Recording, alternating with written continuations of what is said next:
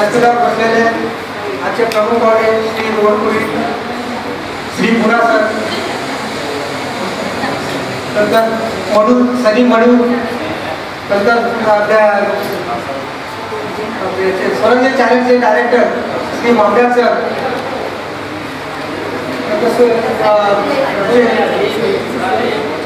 आमच्या संस्थेचे उपाध्यक्ष श्री दत्ताजी गारपल्ली आणि त्यांचे विशेष समोर बसलेले आजचे सत्कारमूर्ती विद्यार्थी, त्यांचे पालक आणि इतर त्यांचे या ठिकाणी त्याचं वेलकम करतो. आणि थोडं या 10 वर्षाचं आमचं ते आम्ही जे केलेलं आहे त्या कार्याचं थोडा माहिती करतो.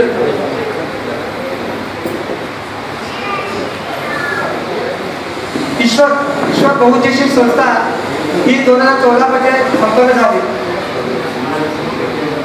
आणि आज 2024 मध्ये सर्व दशपुत्रीय सोहळा सुद्धा अचानक जमून आले आणि तो एक सोहळा सुद्धा या निमित्ताने पार करतोय.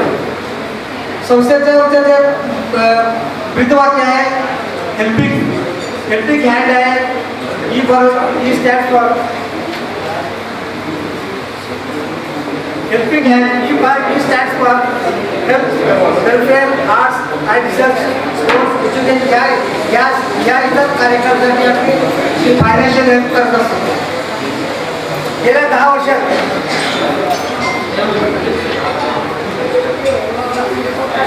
संस्थेचा मेन उद्देश सुरुवातीला ज्यावेळेस स्टार्ट करतात त्यावेळेस आम्ही संस्थेचं म्हणजे जे गरजू विद्यार्थी आहेत, जे म्हणजे हायर एज्युकेशनमध्ये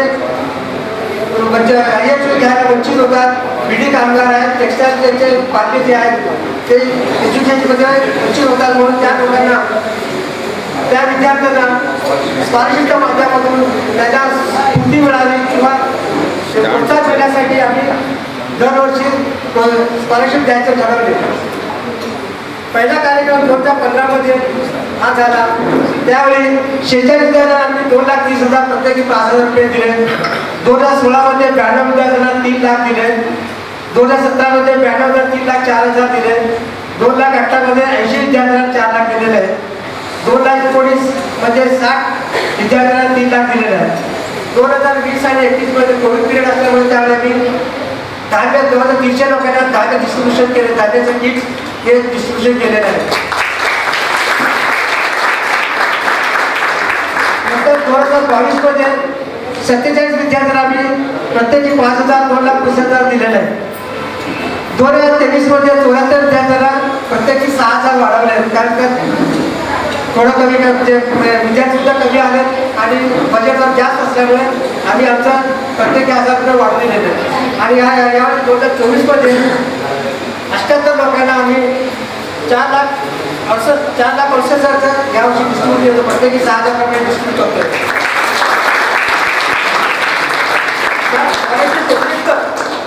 आम्ही इतर छोटे छोटे कार्यक्रम सुद्धा सुरुवात केलेले आहेत. 2019 मध्ये आम्ही वॉटर प्रिझर्वेशन सगळी चॅनलला वॉटर प्रिझर्वेशन स्कूल मुलांतर्फे पब्लिक रॅली करून त्याच्यामध्ये आमच्या व्हॉलंटियरनी बऱ्याच पत्रकारांच्याद्वारे त्यांना वॉटर प्रिझर्वेशनच्या बद्दल माहिती दिलेली. नंतर 2021-22 मध्ये जे आपले स्कूलमध्ये जे विद्यार्थी असतात सायन्स याच्यासाठी त्यांना विज्ञानामध्ये त्यांना रुची व्हायला पाहिजे.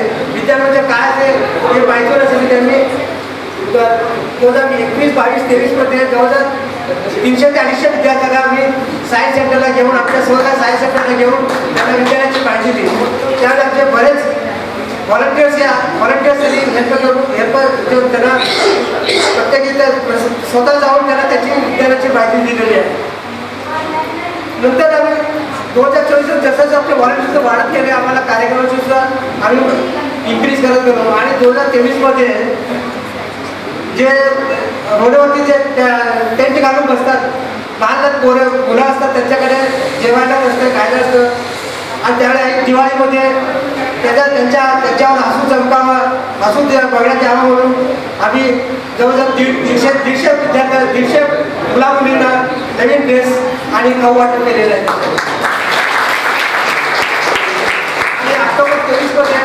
जे जिममध्ये शिकवत होते त्यांच्या कम्प्युटर कोचिंग म्हणजे कम्प्युटर कोडिंग कॉम्पिटिशन आम्ही अरेंजमेंट केले. त्यावेळी श्री रोहन पुरी त्यांच्या कॉलेजमध्ये त्यांच्या अध्यक्षतेखाली आम्ही स्पर्धा चालू केली आणि त्यामध्ये जवळजवळ 100 ते 150 विद्यार्थी आले. आणि पहिल्या 3 मुलांना पहिला आणि तिसरं बक्षीस आम्ही त्या 3 मुलांना कम्प्युटर लॅपटॉप दिलेला आहे त्यांना. आणि नुकतंच आम्ही फेब्रुवारीमध्ये आम्ही समृद्धी असोसिएशन त्यांच्यातर्फे असोसिएशन करून ब्लड डोनेशन कॅम्प वली ब्लड डोनेशन त्यांच्यातर्फे आम्ही हे कार्यक्रम केले. त्यावेळी जवळ 30 पब्लिक लोक तिथे ब्लड डोनेशन कॅम्प केले. त्याचं सर्टिफिकेट वाटप आणि आज एक वाटपाचा असेल 16 इथं आम्ही पार पडलो. या संस्थेमध्ये जे सुरुवातीला आमच्याकडे व्हॉलंटियर्स होते, पण जसं आम्ही स्कॉलरशिप इश्यू करत गेलो स्वतः काही विद्यार्थी आम्हाला व्हॉलंटियर म्हणून काम करायला मिळाले. त्यामुळे आमचा उत्साह वाढून आम्ही नवीन कार्यक्रम सुरुवात केली आणि त्याचं योगदान या संस्थेला पुष्कळ लाभलेलं आहे. याशिवाय आमच्याकडे तिथं वाखाण्यासाठी गोष्ट म्हणजे काय, आमच्या संस्थेमध्ये ज्यांना स्कॉलरशिप दिलेलं आहे आणि त्यांनी व्हॉलंटियरचं काम करून त्यांनी स्वतःसुद्धा त्या लोकांनी आपली एक संस्था स्थापन करून त्या संस्थेमार्फत ते समाजाची सेवा करतात. आपल्या गरीब वर्गाची सुद्धा सेवा करण्यास अशामध्ये सावली फाउंडेशन एक आहे आणि समृद्धी फाउंडेशन हे 2 फाउंडेशन आमच्या याच्यातून त्यांनी स्फूर्ती घेऊन त्यांनी ते केलं. त्याच्याबद्दल सुद्धा आम्ही धन्यवाद देतो आणि त्यांच्यासुद्धा असोसिएशन करून आम्ही 2 कार्यक्रम काढले. त्यामुळे संस्थासुद्धा त्यांना फार जुनी आहे. तर अशा होते आता 10 वर्ष 16 मी 10 वर्षापर्यंत हे काम केलेलं आहे. आणि पुढची वाटचाल आम्ही जे काय आणखी आता नवीन भरपूर सुरुवात होते भरपूर सुरुवात व्हायला तिथं काय लोक यायला 3-4 वर्षाला लागतात. तर आम्ही एक तिथले लोक ज्या मस्ती सुरू होतील त्या मुलांना शाळेची प्राथमिक शाळेची जरुरी वाटणार आहे. त्याने आम्ही एक कोशिश करायला आम्ही ते शाळा स्थापन करावी आणि 1ली ते 5वीचा वर्ग आम्ही 1ली ते नर्सरी सुरू करावं. त्याच्यात पुढची वाटचाल व्यवस्थित चालत होता तिथे प्रायव्हेट स्कूल सुरू करावं असा आमचा मानस आहे.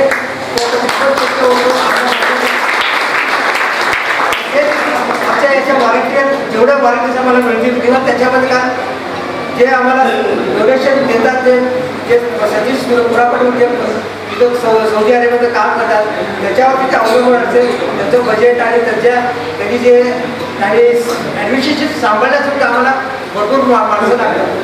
तर जिथं जेवढ्या माणसं मिळतात त्याच्यावरती आमचं हे स्टेट मेड करणार आहे. तर एवढं पण घेऊन माझ्या छोटेचं भाषण मी आठवतो. त्याच्यानंतर सतीश पुरापट सर जे फाउंडर या संस्थेचे फाउंडर आहेत त्यांनी एक आपल्या तिथे सौदी म्हणून त्यांनी एक भाषण पाठवलेलं आहे. ते भाषण आपले व्हॉलंटियर रीड करतो.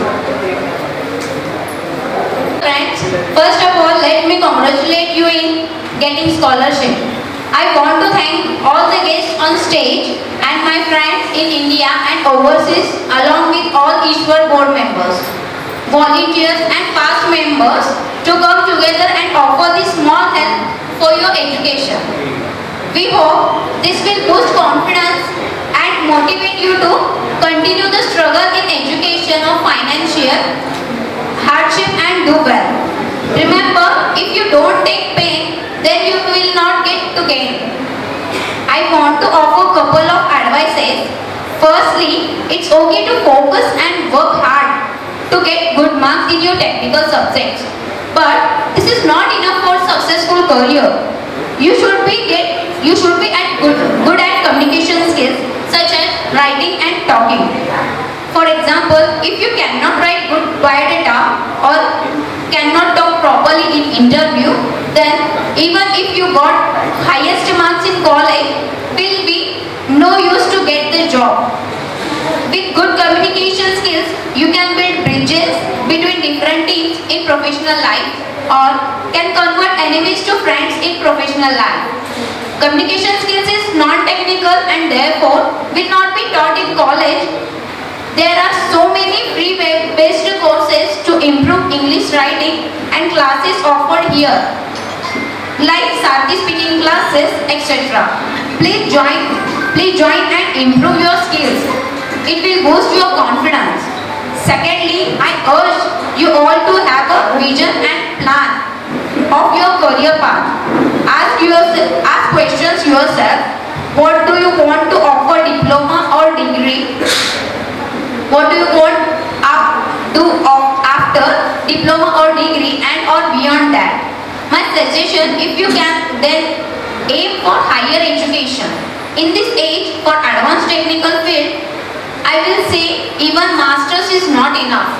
If you have been think of PhD, then don't start thinking in the last year what to do next. If you want to go masters, then GATE preparation shall be started at second or third year. If you want to go to job, start searching companies when you are in second year, and do some part-time jobs in Solapur or Pune, so you will be ready with some experience. Thank you. Ishwar foundation मार्फत प्रतिवर्षीप्रमाणे यावर्षी सुद्धा diploma आणि इतर engineering विद्यार्थ्यांना scholarship देण्यासाठी आज जो कार्यक्रम आयोजित केला आहे त्यासाठी उपस्थित सर्व मान्यवर आणि समोर उपस्थित सर्व विद्यार्थी मागील 10 वर्षापासून ईश्वर फाउंडेशनतर्फे ही स्कॉलरशिप दिली जाते. मनापासून त्यांचं कौतुक आणि ज्यांना स्कॉलरशिप भेटली त्यांचं मनापासून अभिनंदन. फक्त एकच अपेक्षा इथं आहे की तुम्ही तुमच्या आयुष्यात सेटल झाल्यानंतर असंच तुम्ही किमान 3-4 लोकांना आर्थिक मदत करावी जेणेकरून त्यांना पुढं जाऊन त्यांच्या पायावर उभा राहता येईल. आज ईश्वर फाउंडेशन मार्फत जे प्रतिवर्षी स्कॉलरशिप दिलं जात आहे त्यातूनच अनेक मुलं अनेक विद्यार्थी आज व्हॉलेंटियर्स म्हणून इथे या फाउंडेशनमध्ये काम करतात. हे बघून मला खूपच आनंद होतो.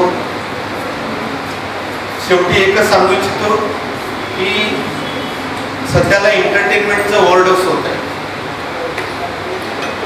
माणसं खूप लवकर बोर होत आहेत आणि अशा या काळात खरं म्हणजे पूर्वीच्या काळात मुलं बिघडण्याची शक्यता खूप कमी होती, परंतु जगाने आता खूप व्यवस्था करून ठेवली बिघडण्यासाठी. मग ते मोबाईल असेल किंवा आणखी इतर माध्यम असतील. त्यामुळे आपल्याला जर आयुष्यात काही मोठं कार्य करायचं असेल, मोठ्या पदावर पोहोचायचं असेल तर आपल्याला या डिस्ट्रॅक्शन पासून स्वतःला थांबवणं खूप महत्त्वाचं आहे.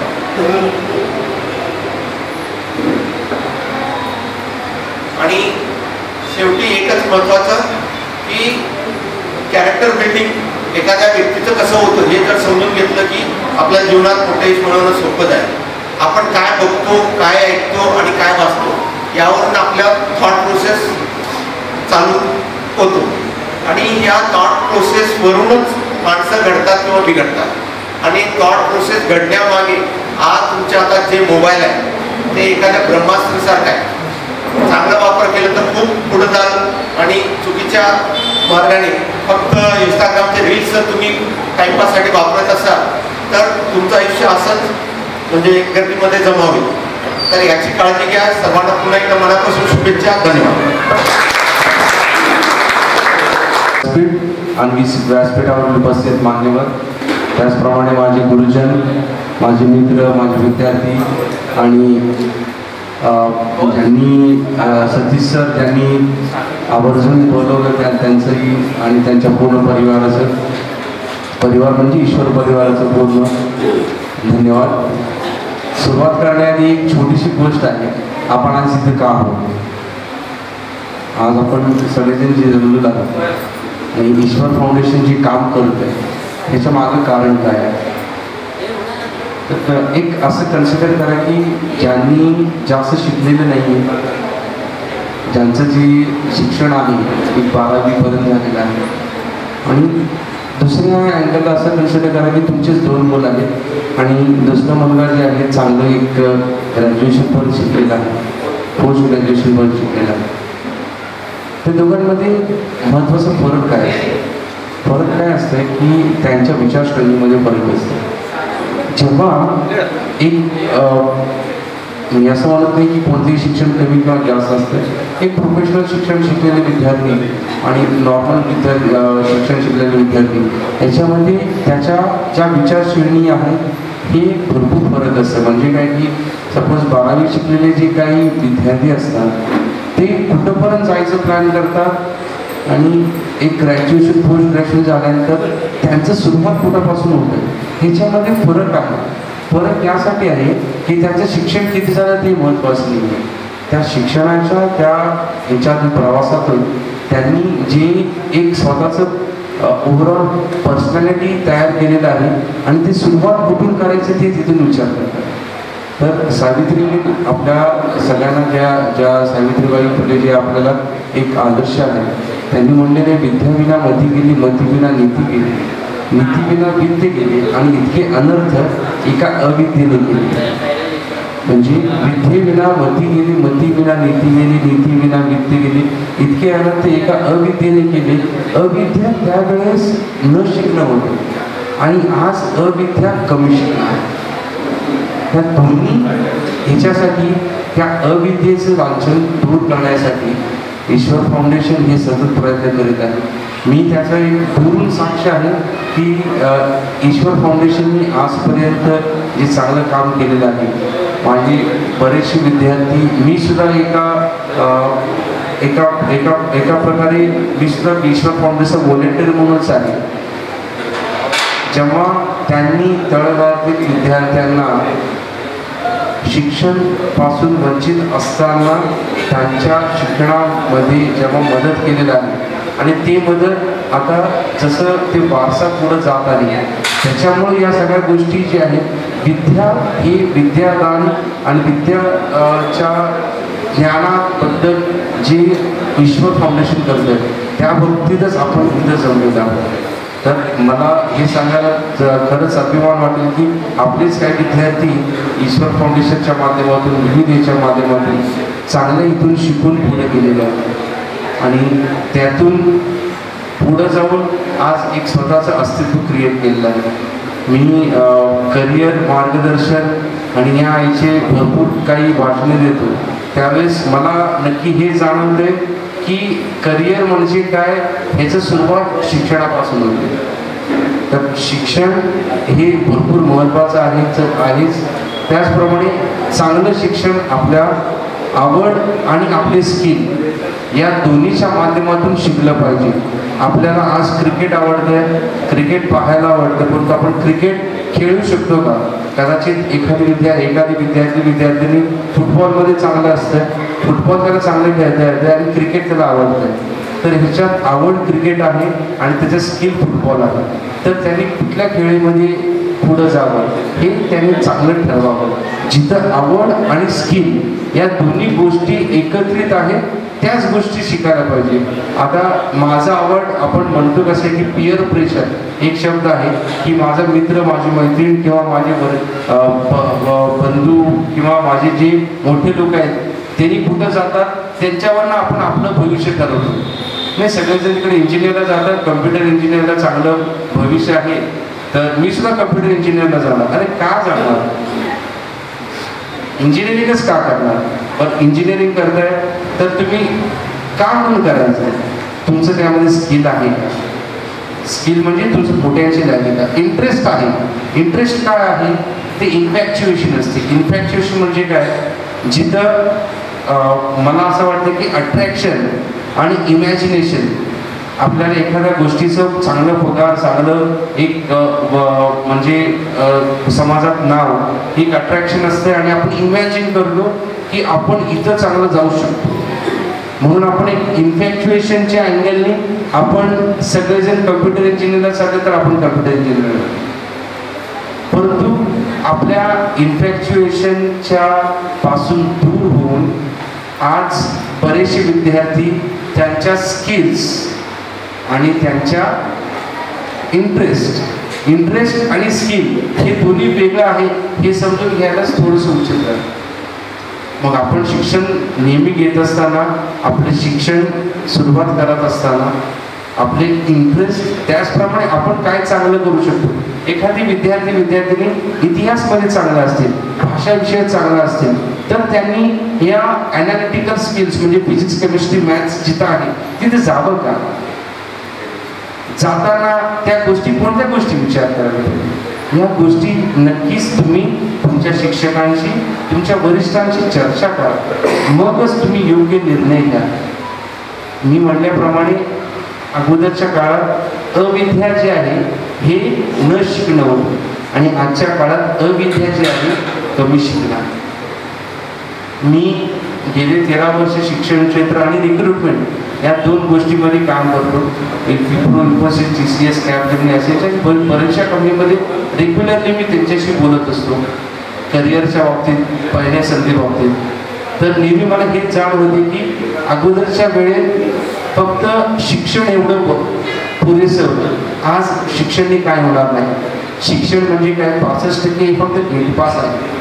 त्याच्या पुढे जाऊन तुम्ही स्वतः किती करता. आज आपण काहीतरी इथून म्हणजे घेऊन जातोय, ईश्वर फाउंडेशनकडनं काहीतरी मिळतंय हे आपण विचार करतोय आणि आपण त्यांचं काहीतरी व्हॉलेंटियर म्हणून काम करतोय. ह्या सगळ्या गोष्टी इथं आलेल्या आहोत. पण पुढे जाऊन आपण आपलं करिअर करताना नक्कीच आपण ज्या क्षेत्रात जाणार आहे त्या क्षेत्रात बेस्ट आहोत का याचं चिंतन करणं भरपूर गरजेचं आहे. आज मला ऑलमोस्ट मी सर्व आमची गुरुजनांना माहितीच आहे की मी रिक्रुटमेंट क्षेत्रात थोडंसं काम करतो.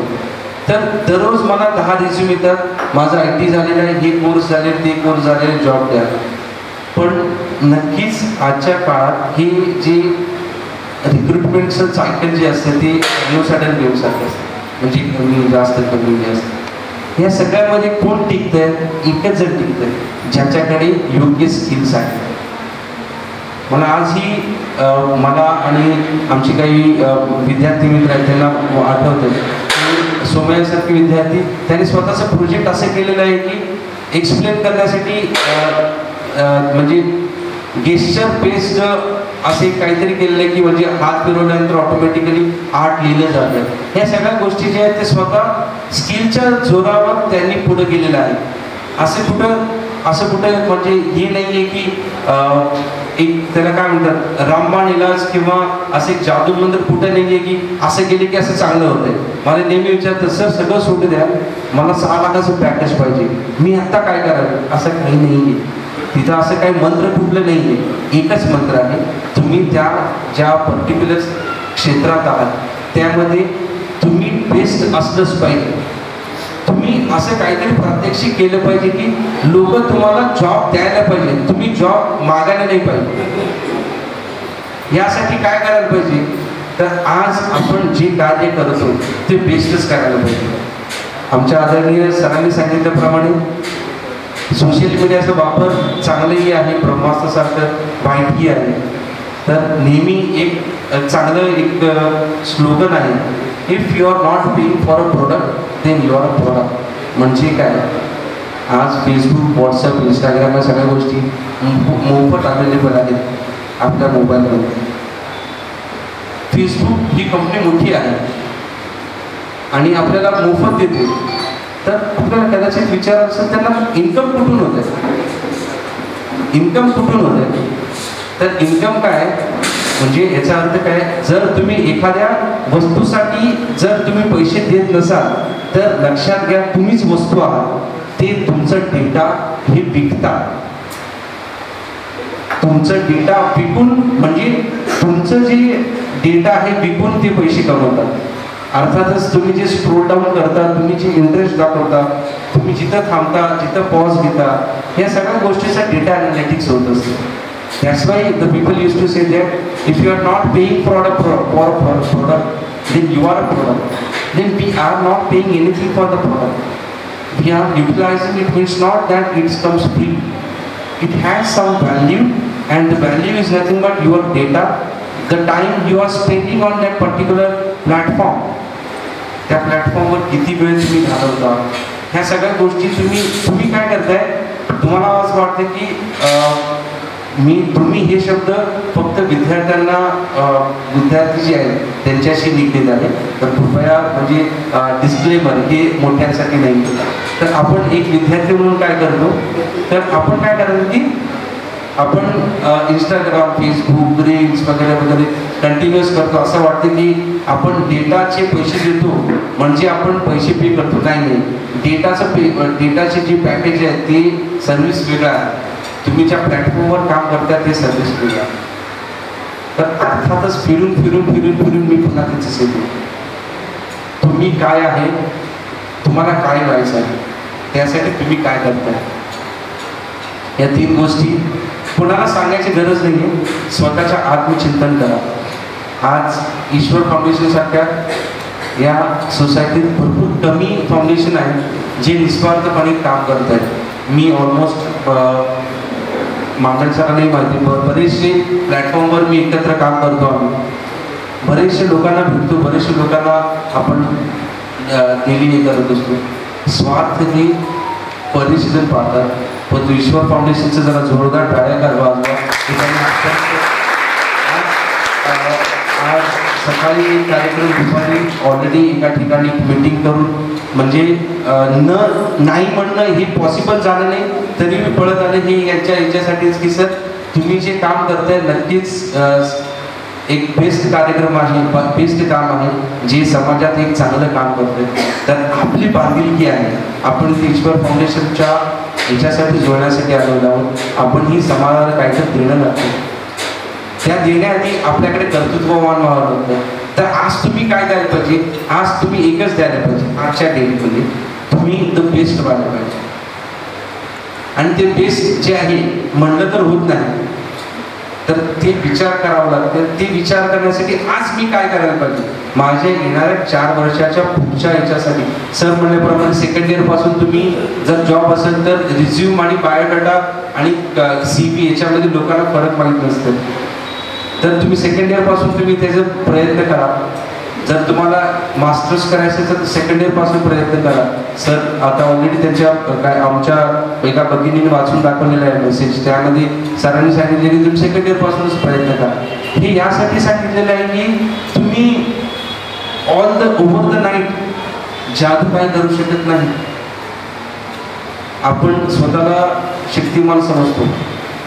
हे शक्तिमान फक्त जे आहे परीक्षेच्या आदल्या दिवशी फक्त त्या परीक्षेपुरतं मर्यादित असतं, हे लक्षात घ्या. पण करिअरसाठी कोण शक्तिमान नसतं. त्याला कष्ट आणि स्मार्ट कष्ट ह्याला दुसरं पर्याय बिलकुल नाही आहे. आज तुम्हाला जेवढेही आमच्या स्टेजवर दिसत आहेत मोठे लोक, जेवढेही यशस्वी लोक दिसत आहेत, तुम्ही त्यांना विचारा नक्की, कुठेही विचारा, ते सांगतील त्यांनी स्वतः किती परिश्रम घेतलेले आहेत. आज दुरून डोंगर साजरे दिसत आहेत. आपण विचार करतो की आपण बी असं व्हायला पाहिजे, परंतु आपण काय केलेलं आहे त्यासाठी? आपण काही विद्यार्थी म्हणून काय केलेलं आहे? आज आपण 68 जणांचं आपण म्हणजे सरांच्या यांच्याकडनं हे मिळणार आहे. त्या 68 जणांना ही कळकळीची विनंती आहे, त्यांना एकच करायचं आहे बेस्ट. दुसरं ऑप्शन त्यांच्याकडे नाही आहे, हे लक्षात घ्या. असं नाही आहे की तिने काहीतरी देत आहेत म्हणून. ह्यासाठी करायचं आहे की आपल्याला काहीतरी दाखवायचं आहे. आणि जेव्हा कोणाला काहीतरी दाखवायचं असतं ते ओव्हर द नाईट काही होत नाही. बरं त्याच्यासाठी सर मी आज काय करायला पाहिजे? आज सोप्या शब्दात तुम्ही जे करणार आहात त्यासाठी तळमळीनं त्याच्या सखोल प्रयत्न करा आणि प्रात्यक्षिक स्वरूपात काहीतरी त्याचं अवलंबन करून सोसायटीला दाखवा. सोशल मीडिया आणि आजच्या या मीडियामध्ये एक चांगली गोष्ट काय, अगोदर द मोनोपोली वॉज देअर, म्हणजे मी केलेलं एक माझ्याकडेच राहत होतं. जे दुसरं जर केलेलं त्याच्याकडे बाकीची मीडिया अवेलेबल आहेत जे लोकांपर्यंत पोहोचण्यासाठी होते, ते आता नाही आहे. आता सोशल मीडिया किंवा आपण आपल्या वेगवेगळ्या माध्यमातून मी जर आज काय चांगलं केलं तर लगेच ते प्रधानमंत्रीपर्यंत किंवा प्राईम मिनिस्टरपर्यंत पोहोचणं हे भरपूर सोपं आहे with the help of social media. म्हणजे सर जसं म्हणजे ब्रह्मास्त्र, त्या ब्रह्मास्त्र तू चांगल्या पद्धतीने आपण तिथं पोहोचू शकतो, पण तू कधी जेव्हा तुम्ही बेस्ट असता. तर आज तुम्हाला शाबासकी सोबत एक बांधिलकी सुद्धा तुमच्या डोक्यात दिलेलं आहे. हे लक्षात घ्या. तर त्यासाठी नक्कीच तुम्ही सगळेजण तयार असाल ह्याची मला खात्री आहे. आणि भविष्यात कधीही माझ्याकडनं खारीचा वाटा उचलण्यासाठी मी विद्यार्थ्यांना मार्गदर्शन करणं हे मला म्हणजे माझं आवड आहे आणि मी माझ्यासाठी करतो. मी कोणावर उपकार करत नाही. विद्यार्थ्यांना योग्य याच्यात मार्गदर्शन करणं मला अजून आजही आठवतं की मी ते पेपरमध्ये एक पॉम्पलेट टाकलेलं होतं आणि 2013-14ची गोष्ट. त्यावेळेस आमचे काही विद्यार्थी ते पॉम्पलेट बघून माझ्याकडे आज आले होते आणि आज एक चांगल्या एका हुद्द्यावर आहेत, चांगल्या प्रोफेशनमध्ये आहेत. तर ते आज तुम्ही अवलंबून घ्या. तुम्हाला कधी वाटत असेल तर मला नक्कीच आवर्जून तुमच्या माध्यमातून, सगळ्यांच्या माध्यमातून करिअर मार्गदर्शनासाठी तुम्ही माझ्याकडे या. एक गोष्ट फक्त घेऊन या, येताना सिरियस असेल तरच या. तुमचं वेळ आणि माझं वेळ चांगलं होईल आणि त्याचं एक फळ मिळेल. तर पुन्हा एकदा आयोजकांचे धन्यवाद. आणि माझे विद्यार्थी मित्रांकडनं एक मी हमी घेतो की आज तुम्ही ईश्वर फाउंडेशनला जोडता आहे तर फक्त एक आशेचे किरण नाही तर त्याच्याबरोबर रिस्पॉन्सिबिलिटी सुद्धा आहे. आणि रिस्पॉन्सिबिलिटी हेच आहे, तुम्हालाच बेस्ट व्हायचं आहे आणि बेस्ट होण्यासाठी आजपासून सुरुवात करायची आहे. दरवेळेस रडून काय मिळत नसतं. माझी परिस्थिती असं होतं तसं होतं. आज आपल्याला माहीत आहे कित्येक चांगले उदाहरण आहे परिस्थितीवर मात करून चांगल्या गोष्टीपर्यंत गेलेले आहेत. तर ते उदाहरण तुम्हाला देऊन पुन्हा एकदा हे करणार नाही. परंतु एक गोष्ट नक्की आहे, रडणारा हे रडतच असतो आणि चमकणारा हे कसंही चमकत असतो. तर तुम्ही रडणाऱ्यामध्ये जाणार आहे तर चमकणाऱ्यामध्ये जाणार आहे हे तुम्ही ठरवा. आणि तुम्हाला सगळ्यांना मदत करण्यासाठी ईश्वर फाउंडेशन सारखे सगळे लोक आहेत, आम्ही सुद्धा आहे. आम्ही एका हाकेवर त्यांच्या दुनीवर आहे. आज मी तुम्हाला स्वतः सांगतो की मी ईश्वर फाउंडेशनचे सदस्य आहे. तुम्ही मलाही कधी बोलवा. ईश्वर फाउंडेशनच्या माध्यमातून माझ्याकडनं जी खारीचा वाटा होईल मी नक्की उचलेल. आणि तुमच्याकडनं मी आज एक हमी घेईन की तुम्ही बेस्ट होणार. आणि मी इथून पुढच्या 4 वर्षानंतर जेव्हा पुन्हा एकदा भेटणार आहे त्यावेळेस तुमच्याकडनं मी ऐकणार आहे, सर तुम्ही त्या दिवशी सांगितल्याबद्दल आज मी बेस्ट झालेले आहे. हेच तुमच्याकडनं एक पॉझिटिव्हनेस घेऊन मी माझे 2 शब्द संपवतो. धन्यवाद. माझं नाव रत्नशी. मी IT मध्ये सध्या प्रोजेक्ट मॅनेजर म्हणून काम करत आहे. आणि तसं तर मला खूप जास्त बोलायचं होतं पण मान्यवरांच्या वेळेचं भान ठेवून सावली फाउंडेशन काय आहे आणि याची सुरुवात कशी झाली मी सांगतो. सावली फाउंडेशनची सुरुवात आम्ही आमचे इंजिनिअरिंगचे जे आम्ही सर्व फ्रेंड्स होतो म्हणजे आमचं VP मध्ये कुडी सरांच्या मार्गदर्शनाखालीच आमचं इंजिनिअरिंग कंप्लीट झालेलं आहे. आणि ईश्वर फाउंडेशनचे ज्युनियर सेक्रेटरी सोमराज अवधूत हे व आमच्या सर्व इंजिनिअरिंगच्या फ्रेंड्सने आम्ही सावली फाउंडेशनची सुरुवात केली. आमचा हेतू हाच आहे की आर्थिकदृष्ट्या जे विद्यार्थी आहेत ज्यांना शिक्षण घेण्यासाठी जे अडचणीत आहेत त्यांना आर्थिकदृष्ट्या मदत करायची व ते शिक्षण घेऊ शकतील या माध्यमातून आम्ही काम करत आहोत. त्याच माध्यमातून आम्ही म्हणजे विद्यार्थ्यांना पर्सनली पण हेल्प करत आहोत. तसंच जसं श्री हरी सरांनी आणि रोहन सरांनी सांगितलं कोडेथॉन ही स्पर्धा आम्ही गेल्या वर्षी आयोजित केलेली होती. त्या कोडेथॉन स्पर्धेमध्ये आम्ही कोडिंग कॉम्पिटिशन आयोजित केली होती. त्या कोडिंग कॉम्पिटिशनमध्ये सुमारे 150 विद्यार्थ्यांनी सहभाग घेतला होता व त्या त्या कॉम्पिटिशनमधील विजेत्यांना फर्स्ट, सेकंड आणि थर्ड या 3 विद्यार्थ्यांना आम्ही कॉम्प्युटर हा गिफ्ट दिला होता. म्हणजे पारितोषिक दिलं होतं. व टॉप 10 या विद्यार्थ्यांना वर्थ 100 रुपीचे बुक्स ॲज अ बक्षीस दिलं होतं. सो सेम कॉम्पिटिशन आम्ही 2024 सप्टेंबरमध्ये ही आयोजित करणार आहोत. सो त्या स्पर्धेसाठी तुम्ही हे सहभाग नोंदवा व ते जिंकायचा प्रयत्न करा. थँक्यू. व्यासपीठावरील सगळ्या मान्यवरांना आणि माझ्या मित्रांना आणि मैत्रिणींना नमस्कार. मी प्रीतम भास्कर, सध्या अल्ट्राटेकमध्ये सेल्स मॅनेजर म्हणून काम करतो. मी समृद्धी सेवाभावी संस्थेचा उपाध्यक्ष आहे. आमची जी संस्था आहे संयुक्त सेवाभावी संस्था हे आधी हेल्पिंग हँड फाउंडेशन म्हणून वर्क करत होती. हेल्पिंग हँड फाउंडेशनद्वारे आम्ही विविध उपक्रम गेल्या 4-5 वर्षामध्ये केलेले आहेत. जसं की अन्न वाटपाचा कार्यक्रम आणि श्रमदान, पाणी फाउंडेशन सोबत श्रमदान केला आणि वॉटर वेलनेस वॉटर कन्झर्वेशनचं जे पथनाट्य होतं ते ईश्वर फाउंडेशनसोबत आम्ही केलेलं आहे. आणि लॉकडाऊनमध्ये धान्य वाटपाचा कार्यक्रम म्हणा आणि लास्ट दिवाळीमध्ये आम्ही किट वाटप म्हणजे दिवाळी किट वाटप केलं होतं. रिसेंटली आम्ही संस्थेचं नाव चेंज करून समृद्धी सेवाभावी संस्था केलेलं आहे. त्याचं रजिस्ट्रेशनसुद्धा आम्ही डिसेंबर 23 मध्ये केलेलं आहे. लास्ट मंथ फेब्रुवारीमध्ये आपण ब्लड डोनेशन केलेलं आहे. तसेच हे ब्लड डोनेशनचं जे सायकल आहे आपल्या ईश्वर फाउंडेशनसोबत आपण कंटिन्युअस 4 मंथमध्ये करणार आहे. आपली जे संस्था आहे समृद्धी सेवाभावी संस्था हे एक 4-5 उद्देशावर काम करते. फर्स्ट जो आहे शिक्षणामध्ये आपल्याकडे जे स्कूल्स आहेत तिकडे सायन्स आणि मॅथ्स चांगलं शिकवतात का नाही त्याबद्दल आम्ही चिंतित आहोत. आणि त्यासाठी आम्ही जे 7वी 8वी 9वी आणि 10वी हे मुलं आहेत त्यांच्यासाठी आम्ही रेग्युलरली म्हणजे सॅटर्डे आणि संडे त्यांचे डाऊट क्लिअरिंग सेशन्स घ्यायचा उपक्रम राबवतो नेक्स्ट काही डेजमध्ये. त्यानंतर 10वीचे जे मुलं आहेत सध्या त्या मुलांसाठी ईश्वर फाउंडेशनसोबत मिळून आपण सॅटर्डे संडे फ्री क्लासेस ठेवणार आहे. तसेच मेन बोलायचं काय आहे की दुसरा मुद्दा जो आहे तो सामाजिक सोयीसुविधा आणि कर्तव्य. आपलं जो भाग आहे नीलमनगर सुनीलनगर म्हणा नीलमनगर सुनीलनगर इकडचा जो भिडी घरकुल एरिया आहे तिथल्या लोकांना नॉर्मली आपले हक्क आणि कर्तव्य माहितीच नाही आहेत सर. म्हणजे लोक काय करतात काम करून येतात झोपतात परत सकाळी कामाचं. म्हणजे आपले हक्क काय आपल्याला काय हवं आहे गव्हर्नमेंटकडून काय हवं आहे नगरसेवककडून काय हवं आहे ह्याची जाणीव आपल्या भागातील लोकांना नाही.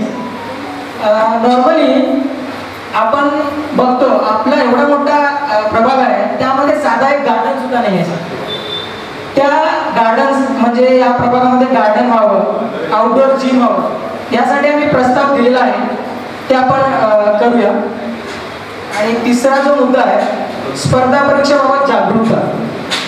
स्पर्धा परीक्षेबाबत जागरूकता नॉर्मली इथं जे समोर बसलेले मुलं आहेत आपले डिप्लोमा आणि इंजिनिअरिंगचे मुलं या मुलांना म्हणजे नॉर्मली मी सांगतो की कॉलेजला जायचं अभ्यास करायचं एक्झाम द्यायचं पास व्हायचं एवढंच आपल्याला नॉर्मली माहीत असतं. पण आपल्याला भरपूर स्पर्धा परीक्षा जसं गेट आता ईश्वर सरांच्या पाठवलेल्या स्पीचमध्ये सुद्धा गेटचा हा म्हणजे गेटचं त्यांनी गेट वर्ड यूज केलेला आहे. म्हणजे नॉर्मली आपण इंजिनियर आणि डिप्लोमाचे स्टुडंट्स जे आहेत तुम्ही आता शिकताय तुम्ही गेट एक्झामचं प्रिपरेशन करा आत्तापासूनच करा म्हणजे सेकंड इयर 3rd इयर असतानाच करा.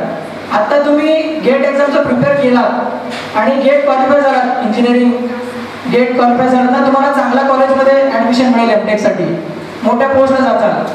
IIT आपल्या ईश्वर फाउंडेशनचाच जयेश गोंट्याल तो IIT शिकलेला आहे IIT मद्रासमध्ये सध्या तो फायनान्समध्ये वर्क करतो. आणि आपल्या ईश्वर फाउंडेशनचा अजून एक मेंबर आहे उमेश शिरगारी तो सध्या आमचा अध्यक्ष आहे सर समृद्धी सेवाभावी संस्थेचा तो ONGC मध्ये वर्क करतो. असं तुम्ही म्हणजे मी एक्झाम्पल सांगतो की माझे जे समृद्धी सेवाभावी संस्थेचे जे माझे मित्र आहेत त्यांनी ईश्वर फाउंडेशनने जे स्कॉलरशिप दिलेले आहे त्यांचं परिस्थिती सुद्धा खूप बिकट होती जशी तुमच्यासारखी तुम्हाला जसं आता 5,000 6,000 जे स्कॉलरशिप भेटतं त्यांना सुद्धा त्या टायमाला ते स्कॉलरशिप भेटलेलं आहे. ते स्कॉलरशिप त्यांनी घेऊन काहीतरी काय उपयोग केला असेल त्या पैशाचा आणि ते आता सध्या ते पर्टिक्युलर स्टेजला आहे. ओके तसंच तुम्ही सुद्धा काहीतरी करा. ओके त्यानंतर लास्ट जो आमचा पार्ट आहे सांस्कृतिक कार्यक्रमात सुधारणा. सांस्कृतिक कार्यक्रमात सुधारणा आता नॉर्मली आपण बघतो या ठिकाणी आपण ऑब्झर्व केलं सर ते आल्यानंतर मी ऑब्झर्व केलं मुलींची संख्या जास्त आहे मुलांची संख्या कमी आहे. मुलांची संख्या का कमी आहे कारण मुलं मिरवणुकीत बिझी आहेत. मुलं मिरवणुकीत बिझी आहेत म्हणजे नॉर्मली आपण बघतो की सर्व मुलं मिरवणूक आपल्या प्रकारचे मार्कंडेय जयंती म्हणा आंबेडकर जयंती म्हणा शिवजयंती म्हणा सांस्कृतिक कार्यक्रम कसा करावा हे विसरलेच. त्यावरती आम्ही काम करणार आहे. आमचं मंडळ आहे सर, मित्रप्रेम तरुण मंडळ म्हणून. त्या मंडळामार्फत आम्ही यावरती गणेशोत्सव करणार आहे. त्या गणेशोत्सवमध्ये आम्ही एक डिसाईड केलं आहे की बॅनर्स जे आहेत ते बॅनर्स वगैरे लावायचे नाही आहेत. बॅनर्स वगैरे लावायचे नाही, शो ऑफ करायचं नाही आहे. आता आपण शिवजयंतीसारखा मोठा शिवजल्लोष करतो. आपण शिवाजी महाराजांचा फोटो एवढाच असतो आणि बाकी जे नेते लोक असतात म्हणजे मंडळाचे लोक असतात त्यांचा जो फोटो असतो तो मोठा असतो. ते आपल्याला व्हॅनिश करायचं, हळूहळू ते आपल्याला व्हॅनिश करायचं. आम्ही या गणेशोत्सवाला एकही बॅनर लावणार नाही आणि सांस्कृतिकरित्या पार पाडू. तुम्ही देखील नॉर्मली पोरांची संख्या का कमी आहे मी सांगत होतो. पोरांची संख्या कमी याच्यामुळे आहे की ते लोक मिरवणूकमध्ये दिसेल. हे मिरवणूक वगैरे सोडा, फोकस करा, स्टडी करा. तुम्ही टेक्निकल नॉलेज घेताय, टेक्निकलवर फोकस करा आणि टेक्निकली प्रोफेशनल व्हा. या बाकीच्या जे गोष्टी आहेत ते गोष्टी संस्कृती जपा. डीजे बीजे हे येत जाईल राहत जाईल, बाकी तुम्ही त्यांच्यामध्ये मिसळू नका. जे गट आहे, जे मिरवणुकीचा गट आहे त्यांच्यामध्ये मिसळू नका. हेच आमचे एक 4-5 मुद्दे आहेत सर.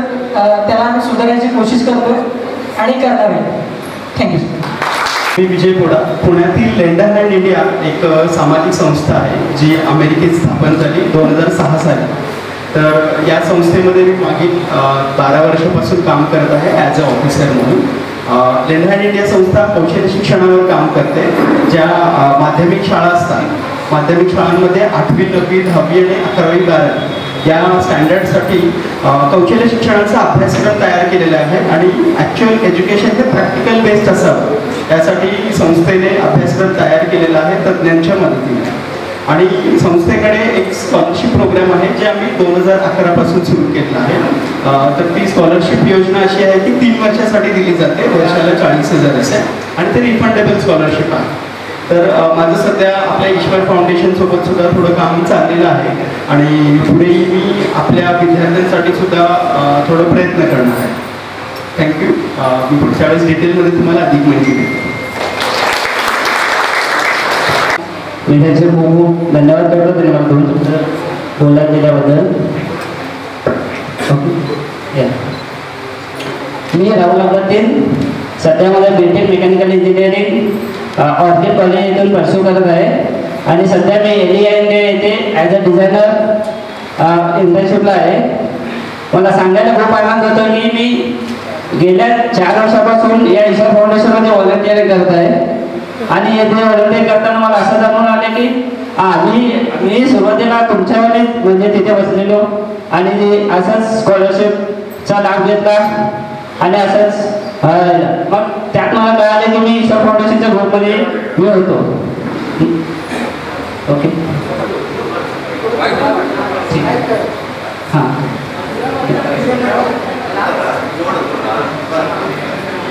मग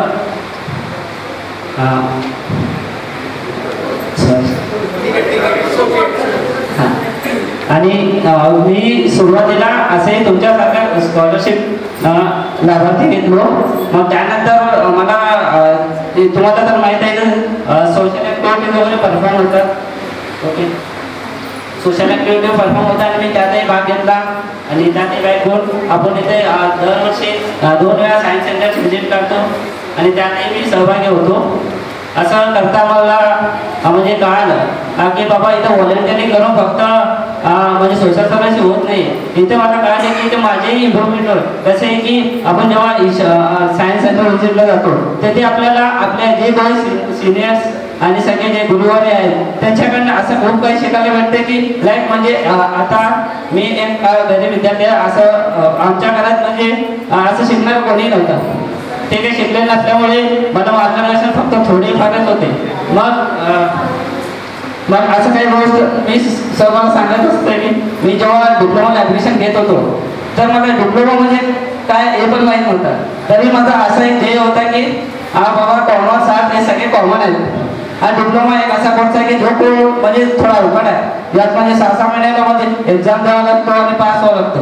पण माझा आणि मग डिफरन्स असं येत होतं हा बाबा हे काय कॉमर्स आर्ट कोणीही करते एक डिप्लोमा करून आपण क्लिअर करून टाकू, असा माझा एक उद्देश होता. म्हणजे सगळ्यात डिफिकल्ट कोर्स असा मला एवढंच माहीत होते, त्याच्यावर मी माझा डिप्लोमाचा ॲडमिशन केला आणि मी तिथे पूर्ण 6 सेमिस्टर चांगल्या रीतीने उत्तीर्ण झालो. आणि त्यानंतर मी जेव्हा बॅचलर्सला आलो, मला तेव्हा या ईश्वर फाउंडेशन बाबतीत कळालं माझ्या फ्रेंड सर्कलतून.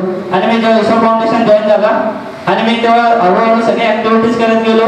मग ॲक्टिव्हिटीज करत असताना हळूहळू ग्रुपमध्ये आता ईश्वर फाउंडेशन तुम्हाला माहीत असून फक्त स्कॉलरशिप प्रोव्हाइड करत नाही, तर इथे असे होते की आता जसं सतीश सरांनी त्यांच्या क्वेश्चनमध्ये सांगितले की स्पर्धा परीक्षा आणि हे सगळे त्यांनी आपण कसं आहे सोलापूरच्या विद्यार्थ्यांनी ते आपण स्पर्धा परीक्षा म्हणजे आपण ते खूप लांबची गोष्ट आपण ते जास्त करून विचार करत नाही. आता थोड्या म्हणजे आता रिसेंटली थोडं सुरुवात झालेलं आहे, पण यापूर्वी जेव्हा स्पर्धा परीक्षावरती आपले विद्यार्थी खूप कमी अप्रोच होतात.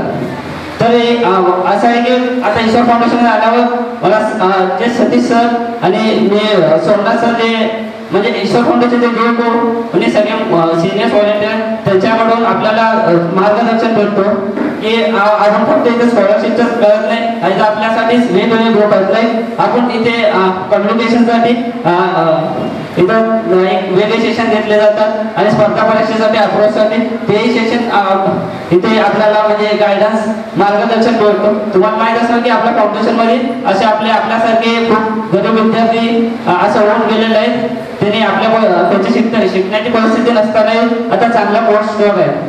त्यांच्या मार्गदर्शनाखाली आपल्याला इथे शिकायला खूप काय भेटतो. आणि असे आहे आता आपण इथे इंजिनिअरिंगचे सगळे विद्यार्थी आहोत, तर आपली ॲज इंजिनियर आपलं काय काम असतं, आपण काय तर न्यू इनोव्हेशन करायचं असतं. ठीक आहे, असं आपण जे काही शिकतो ते आपल्याला इम्प्लिमेंट करण्यासाठी म्हणजे आता कॉलेजमध्ये आपल्याला फारसा वेळ भेटत नाही. तर आपले ईश्वर फाउंडेशन असे करते, आमच्या इथे टीम आहे त्याचे मेन आहेत सोमनाथ सर. मी त्याच्यावरती सांगू इच्छितो की ते सर एवढे इच्छुक असतात की म्हणजे सरांचं जे काही प्रोजेक्ट आपण ॲज इंजिनियर स्टुडंट जे काही प्रोजेक्ट करायचं आहे इथे आपल्याला एक फ्री स्पेस मिळतो. म्हणजे आता ॲज अ इंजिनियर तुमच्याकडे कोणतेही आयडिया असू द्या आणि तुम्हाला म्हणजे काही प्रोजेक्ट करायचं असेल तर तरी काही जणांना ते म्हणजे कॉलेजमध्ये जमणार नाही आणि करता येणार नाही. तर ईश्वर फाउंडेशन हे असं आहे, तुम्ही इथं बोलू शकता. म्हणजे तुम्ही असं नाही किंवा स्कॉलरशिप घेतला गेला, तुम्ही इथं सहभाग झाला तर तुमच्या इथं तुमचे काही अडचणी असेल, जसं तुम्हाला कॉलेज सगळं काय शिकवत आहे त्या कॉलेजमध्ये सगळं काही पॉसिबल होत नाही, पण ईश्वर फाउंडेशनमध्ये हे म्हणजे सगळे आपले लोक असतात तिथं आपल्याला ते त्यांनी मार्गदर्शन करतात. जसे की मी सतीश सरांचं सांगू इच्छितो की ते कसं आहे, त्यांनी आपल्याला जे काय माहीत नसतं ते आपल्याला सांगून देते. मग आपल्याला असं इच्छा होते की त्यांनी म्हणजे मास्टर स्टडी म्हणा हे आपण जास्त विचार करत नाही. तर सतीश सरांचं असं म्हणजे असं एम असतं की म्हणजे त्यांनी आपलं जे स्वप्न आहे त्यांनी असं स्वतःचं स्वप्न घेऊन त्यांनी दररोज आम्हाला म्हणजे व्हॉट्सअपवरती मेसेज करतात, कॉल करतात, you should be like this, you should be like this, you should do like this. त्यांनी आम्हाला म्हणजे सारखं अप्रोच करतो. त्यांनी असं नाही की बाबा तुझा आहे तो असं सगळं तसं नाही. त्यांनी आपल्या मागं मेंटॉर एक गर्जनसारखं पण आपल्या मागं लागून आपल्यासाठी म्हणजे सगळं करून देतात आपले स्वप्न पूर्ण करण्यासाठी. Thank you sir. जर आपल्या आयुष्यात पाठिंबा देणारी माणसं सोबत असेल तर आपली मनस्थितीसोबत आपली परिस्थितीही बदलू शकते. फक्त केवळ शिक्षण आणि एक वेळ तुम्हाला तारणारा आहे. स्किल महत्त्वाचे आहेत. आता प्रत्येकाला स्वतःचं मी हे प्रूव्ह करायचं आहे. कंपनीमध्ये तुम्ही जॉबला जातात तर स्वतःचं अस्तित्व निर्माण करायचं. मी माझ्याकडे काहीतरी वेगळं आहे, मी काहीतरी वेगळं करून दाखवतो हे आपल्याला तिथे प्रूव्ह करायचं आहे. की मी काही लोकांचं कसं असतं मानसिकता, हा काम सांगितलं बॉस तेवढंच करतो, तेवढ्या पुरतं आपण समाधान असतो, तेवढं ते बरोबर नाही, काहीतरी वेगळं. मग आपण पुस्तक रेफर केला पाहिजे, काहीतरी म्हणजे माझ्यासाठी काय आणखी काय नवीन करता येईल का, माझ्यासाठी नवनिर्मिती आपण करायचं आहे. नवनिर्मितीशिवाय आता स्पर्धेचं हे जगात आपल्याला पर्याय नाही. त्यामुळे तुम्ही नेहमी अलर्ट, आळस बाजूला टाका, वाचन केलं तर वाचाल तुम्ही. त्यामुळे मी एवढंच सांगू इच्छिते की तुम्ही सगळ्यांनी डू युअर बेस्ट. पुढे सरांनी सांगितलं ब्लेस यू. धन्यवाद. First of all me Ishwar foundation आणि येथील कमिटी मेंबर्सना खूप खूप धन्यवाद करू इच्छिते. आज मी CSG AIDS ब्रांचला थर्ड इयरला शिकत आहे सिद्धेश्वर कॉलेजमध्ये. मी एक मॅरिड वुमन आहे, मला 2 मुलं आहेत, तरी मी शिक्षण घेत आहे. अशा या यांच्या पाठिंब्यामुळे मी एवढं आताही शिक्षण घेत आहे. जरी मी तेव्हा शिक्षण घेऊ इच्छा असतानाही घेऊ शकले नाही, कारण तेव्हा घरची परिस्थिती तशी होती. आणि आता या